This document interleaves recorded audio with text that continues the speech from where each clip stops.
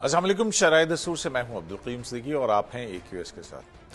दोस्तों, फर्ज करें आपकी गली की नाली टूट गई है या मोहल्ले में कचरे का ढेर लगा है या सड़क पर स्ट्रीट लाइट खराब है। आप किसके पास जाएंगे? अपने इलाके के MNA के पास या सूबाई असम्बली के MPA के पास जाएंगे, जो बेचारे खुद ज्यादातर इस्लामाबाद या सूबाई दारुल हुकूमतों में होते हैं। जाहिर है ये एक बड़ी मज़ाक़ खेज सी बात लगती है।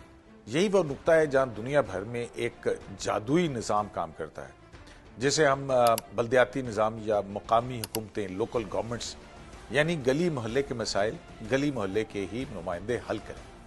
लेकिन हमारे प्यारे मुल्क पाकिस्तान में इस निज़ाम के साथ क्या खिलवाड़ हुआ है, आइन क्या कहता है, इलेक्शन कमीशन क्यों बेबस है और सूबों की ताज़ा तरीन सूरत हाल क्या है।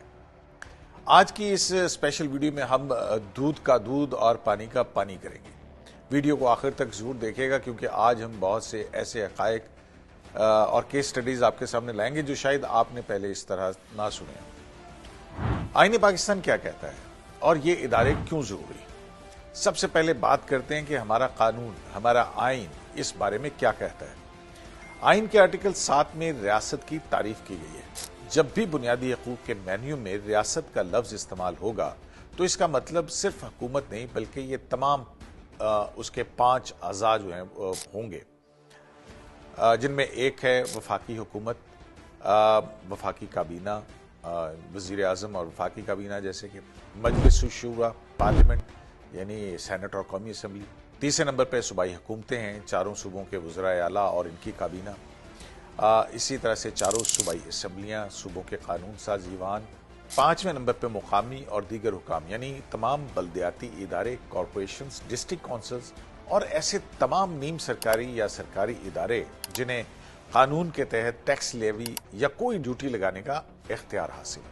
पाकिस्तान के जो 1973 का आइन है, उसमें एक बहुत ही खूबसूरत शिक है जिसे हम आर्टिकल 140A कहते हैं। ये आर्टिकल हर सूबाई हुकूमत पर यह कानूनी जिम्मेदारी आयद करता है, कानूनी भी और आईनी भी जिम्मेदारी आयद करता है कि वो अपने यहाँ एक बल्दियाती निज़ाम कायम करेगा। और सिर्फ ये बल्दियाती निज़ाम नाम का नहीं होगा, बल्कि 3 तरह के इख्तियारात इन मुकामी नुमाइंदों या मुकामी हुकूमतों को जो है वो मुंतकिल किए जाएंगे, जिनमें सियासी, इंतज़ामी और मालियाती इख्तियारात। यानी कि आइन कहता है कि पैसा भी नीचे दिया जाएगा और इख्तियार भी नीचे दिया जाएगा, यानी इख्तियारात की निचली सतह तक मुंतकिली। अब सवाल यह है कि यह बल्दियाती इदारे किसी भी मुल्क के लिए क्यों ज़रूरी है। देखिए, जब तक किसी मुल्क में बल्दियाती निज़ाम मजबूत नहीं होगा, आम आदमी को कभी महसूस ही नहीं होगा कि वो एक आज़ाद और जमहूरी मुल्क में रह रहा है। तरक्की याफ्ता मुल्कों में स्कूल, हॉस्पिटल, सफाई, पानी, पार्क, ये सब बल्दियाती काउंसलर्स और मेयर्स चलाते हैं। वज़ीर आज़म का काम सड़कें बनवाना या गटर साफ करवाना नहीं होता है, उसका काम मुल्क की बड़ी पॉलिसीज जो हैं वो उनको मुरतब करना होता है। पाकिस्तान में बल्दियाती इंतखाबात की तारीख के कब हुए और कब नहीं हुए, चलें अब थोड़ी तारीख पर नजर डालते हैं। और यहाँ एक बड़ा ही अजीब और दिलचस्प तजाद जो है बल्दियाती इदारों के हवाले से हमें देखने को मिलेगा। पाकिस्तान की तारीख का ये एक अलमिया रहा है कि यहाँ जब भी कोई जमहूरी या सिविलियन हुकूमत आई, उसने बल्दियाती इंतखाबात कराने से एतराज ही बरता। और जब भी मुल्क में कोई फौजी आमिर या मिलिट्री डिक्टेटर आया, उसने आते ही सबसे पहले बल्दियाती इंतखाबात कराए। अब देखेंगे field marshal general Ayub Khan का दौर जो 1959 ऑनवर्ड है, उन्होंने बेसिक डेमोक्रेसीज का एक निज़ाम मुतारिफ करवाया, जिसमें 80,000 के करीब BD मेंबर्स जो हैं वो चुने गए थे। गो कि इसके दीगर सियासी मकासद थे, वो तारीख में आपको भी पता है, हमें भी पता है। अब चलें जनरल ज़ियाउल हक के दौर की में, जो 1979 से 1983 है। इस दौर में गैर जमाती बुनियादों पर बड़े जो हैं वो इंतखाबात करवाए गए थे, और उसकी वजह भी यही थी कि ज़ियाउल हक जो हैं उन्हें मुकामी सतह पर अपनी हमायत पैदा करनी थी।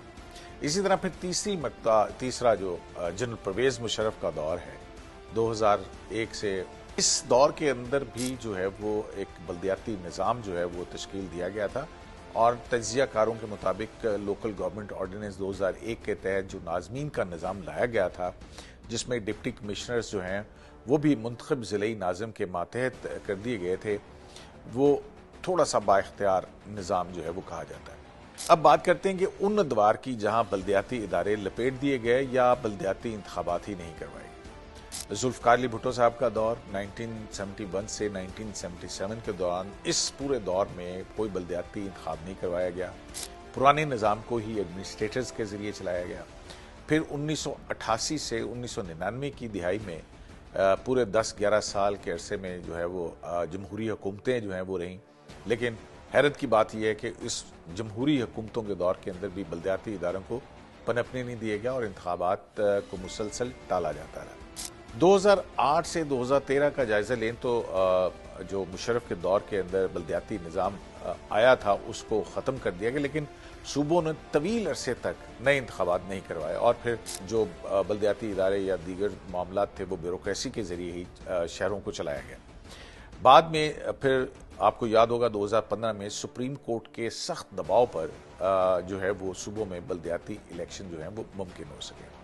अब आते हैं सिंध की तरफ कि सिंध में इस वक्त क्या सूरत हाल है। इस वक्त सिंध में मुंतखब बल्दियाती इदारे जो हैं वो मौजूद हैं और बाकायदा काम कर रहे हैं, क्योंकि 2022-2023 में वहाँ इलेक्शन हुए थे और उनकी 4 साल आईनी मुद्दत अभी बाकी है।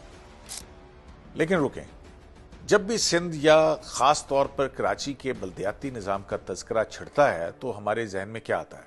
वही दरगर्गों सड़कें, घंटों तवील ट्रैफिक जैम और बल्दियाती इंतजामिया का ये रोना कि हमारे पास तो बजट ही नहीं है। ये वो पिटे हुए बयानिए हैं जो हम दिहाइयों से सुन रहे हैं। मगर दोस्तों, तस्वीर का एक दूसरा रुख भी है जिस पर आम तौर पर मीडिया पर बात नहीं होती।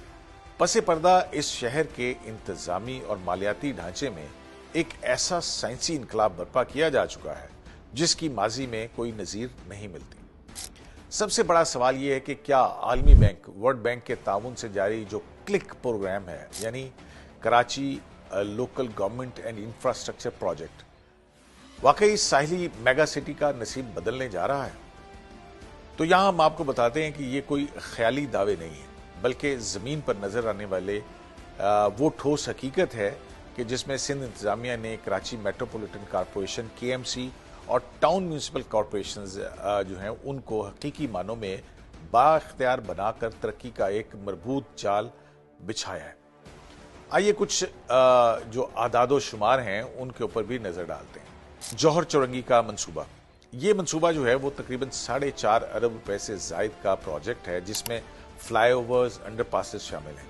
अब मुकम्मल होकर वहां के बदतरीन ट्रैफिक को रवां दवा रख रहा है। दूसरा, शाराय फैसल की जो झैली नेटवर्क्स हैं जिसमें तारिक रोड है, खालिद बिन वलीद रोड है, बहादुराबाद की सड़कों की असर नौ तामीर पर 1 अरब रुपए से जायद का खर्च जो है वो अदाद-ओ-शुमार के मुताबिक हुआ है।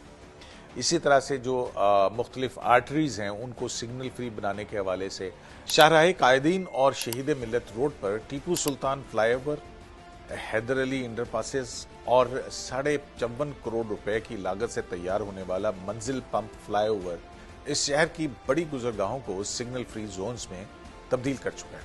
सूबाई और मुकामी हुकूमतों के बाहमी तालमेल से 85 से जायद सेकेंडरी प्रोजेक्ट्स जो हैं वो पाया तकमील तक पहुंच चुके हैं, जबकि मजीद 120 से जायद मंसूबे अपने आखिरी मराहिल में दाखिल हैं। मछली चौक से कनोप तक जो डुअल कैरेज वे है या रजाकाबाद से शहीदी गोट तक चौड़ी सड़कें हैं, शहर के दूर दराज इलाकों को अब मेन सिस्टम से जो है वो जोड़ा जा रहा है। सिर्फ